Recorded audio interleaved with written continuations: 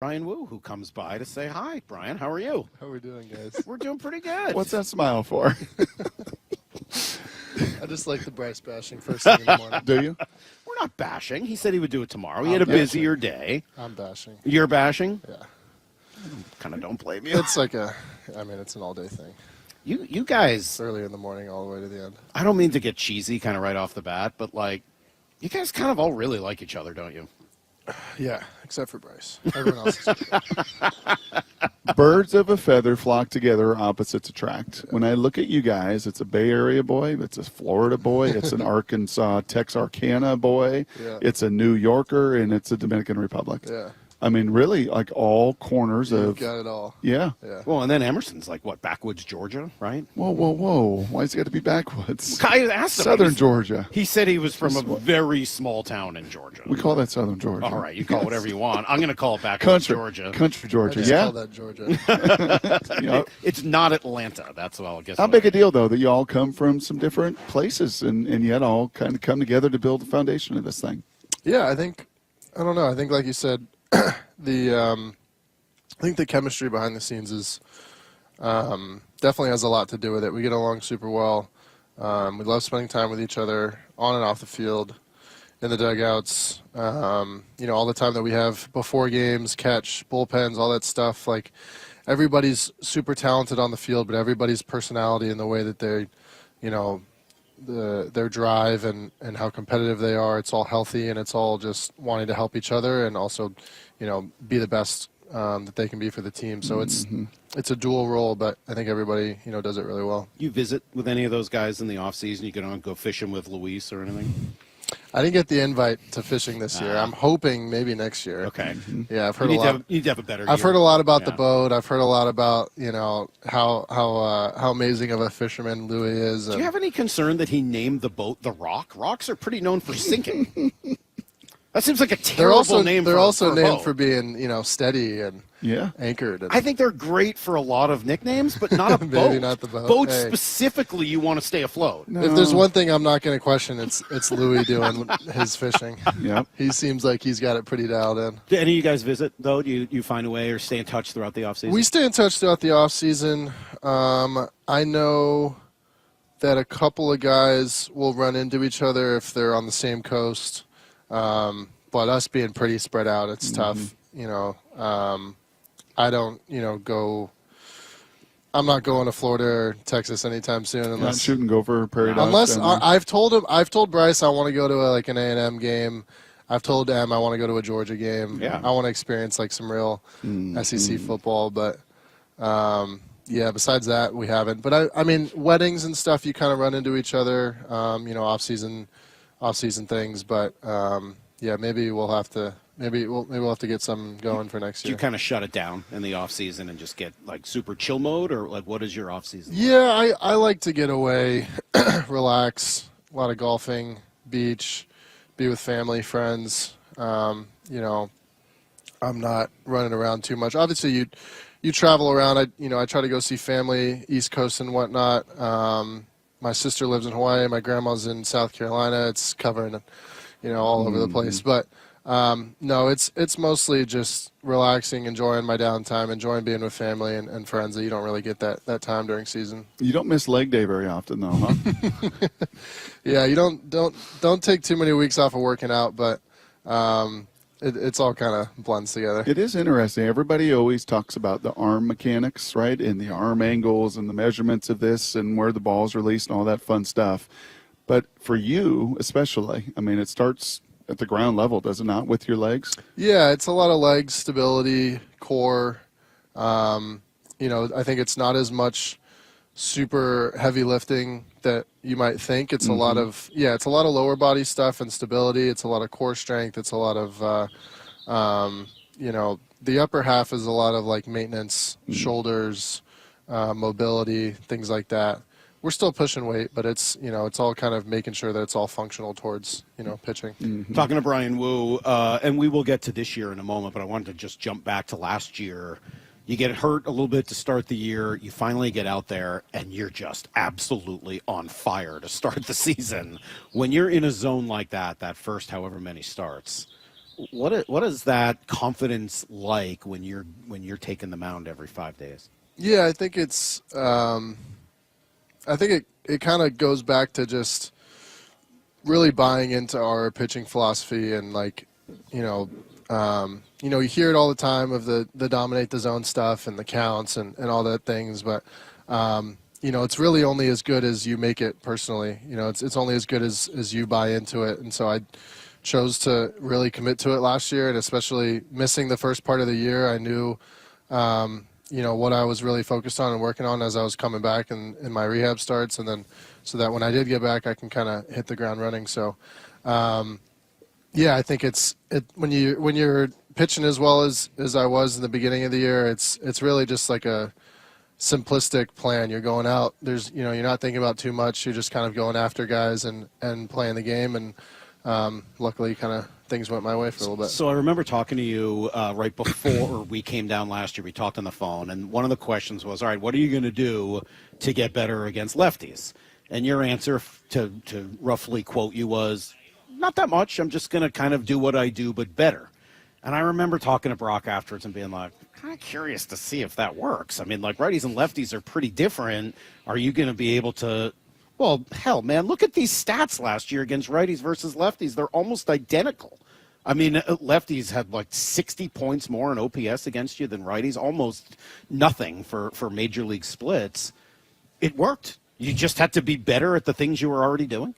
Yeah, it's just kind of getting, it's the mentality of just getting a little bit better every day. It's not trying to make huge jumps or really change the core of who I am and how I pitch and all those things. It's just I knew the things that I needed to get better at and worked on them in the off season and, just kind of continue to get better at them every day. I think you try to make huge changes. You try to, some guys invent new pitches and come in, with all these fancy things. And for me, it's more as just do the little things at a high level and do those, a little bit better, a little bit better, a little bit better. And that's kind of the way that I approach things, make them as simple as possible. And, if I can just look at the marginal, places that I can get better at. And obviously, my first year was, splits. And but I knew in my head it wasn't that I was really doing a whole lot different. I was just making my at-bats against righties a lot simpler than I was making them against lefties. And I just had to, take that same approach into both. And so, I think Daniel Kramer wrote a piece on Luis Castillo last week talking about Luis's individual goals every year when he comes into a season. Mm-hmm. Do you have individual goals as well? Yeah, I think I do. I mean, I think as soon as I kind of realized that baseball was a realistic goal and dream of being in the big leagues, I think you kind of think about those things. Cy Young, All-Star, whatever it is. I mean, I've got all those things, written down and locked away. I think at this point I'm a little bit more accepting of it may happen this year, it may happen in 5 years, whatever it is, but, they are goals. And if I can, accomplish them sooner, that's great. And if not, I'm just kind of taking my time and making sure that I'm still kind of getting better at the things that I can control. And you put together a year, day after day, and you look at the end of the year, and hopefully some of those things kind of come to fruition. It's funny. I told you we thought Bryce was going to be here today, so I was looking at my notes, and basically a lot of the same questions apply to both of you guys. But I thought I would ask you this one. If you could improve in one of these stat categories, which would you take? And really more of an exercise on what you think is important for a pitcher. This is coming from Baseball Savant? No, it's not. Oh, this it's is not. Oh, a savant. okay. He's our savant. These are like the most simplistic stats okay. possible. I apologize. Would you rather improve in wins, strikeouts, innings pitched, quality starts, or ERA? Oh, jeez. That's a tough one. That's a tough one.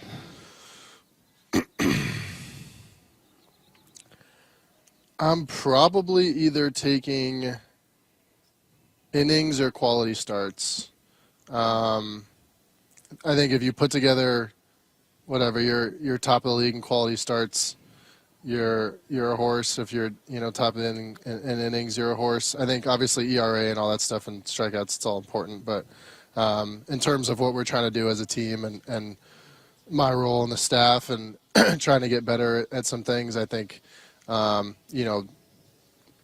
improving the workload and getting those kind of workhorse type of stats up. That's one of my main goals is staying healthy, getting through 30 plus starts in a year and hopefully, up to like 200 plus innings. So what does that look like for you in the off season or whatever? You're, by the end of last year, you were going deep into games much more often in the beginning of last year. What do you do to achieve more innings pitched over the course of a year? I don't really think it's a whole lot else. I think honestly last year it was more of just a mentality of, understanding that I've put the work in to go deep into games and trusting that capacity is there. And then, going right after guys. I think being efficient during starts is obviously super important, making sure that, each outing, each at bat, each inning, whatever it is, that I'm going right after guys. I'm not playing around. You get into those, 20 plus pitch innings, and then those really add up. And then, now all of a sudden you're gone in the fifth or sixth instead of the seventh or after. So I think it all just comes down to kind of simplifying the game plan, going right after guys, and having that mentality of being a workhorse and going deep into games. It's kind of just flipping that switch a little bit. If you could steal like a 7 wood, you see the guy won yesterday with a 7 I did see wood. that, Ooh. yeah. If you could steal one pitch from anybody in this organization, starter, reliever, whatever you want, and you could steal and put that in your bag, what would be the one pitch you'd add? Oh boy. After the other day, I think it might be Munoz's changeup. I was going to say, I'm keeps hearing a talking lot this. about this changeup. I still haven't seen it with my own eyes, but if it's as good as people are saying, that Is would it be fun. Ichiro's fastball? It would just be Ichiro's everything. I think I guarantee if he There he is. if he trained to take one of our spots, he could probably do it Ichiro's pretty calves. quickly, Look too. at his calves. Yeah. 60 years old. I know. Calves. It's really He's shocking. got it all. Crazy. So- One pitch. Whose pitch would you steal? I think having a splitter, bro. I think like having a splitter type pitch would be really cool. Something that my changeup isn't pretty, like, it's still pretty hard. Usually you want changeups to be a little bit like softer, a lot of difference off your fastball, good dive. I think Can that you do would that be with your arm pretty angle? fun. That's the thing is I think, I don't know, low, it's kind of hard. Higher, it's easier. You get on top of the ball. You're getting through it. This way, it's harder to get, like, all the way around. Yep. So maybe, I don't know. That would be tough. Okay. But I really like my changeup. I think it's gotten a lot better, and it continues to get better, and my feel's gotten better with it. But having, like, something that's really sharp and really dives off, that would be kind of fun to work with. Last thing for you, just because you mentioned your role, you used the phrase "my role in this pitching staff." What is that? What is your role in the pitching staff? I think now it's kind of just continuing building off what I, was able to work into at the end of last year of just going deep into games, quality start after quality start, being, consistent, I think, in every 5 days. I think if you can, whether your really good starts are really good, but keeping your bad starts, not as bad, and being able to still go deep into games, whatever that is. I think watching, these other guys for the last couple of years, I think that's something that they've done incredibly well. Is even, their good starts are great, but their bad starts, they're still going 6, they're still going 7, they're still going deep into games, they're still giving our bullpen, a little bit less workload.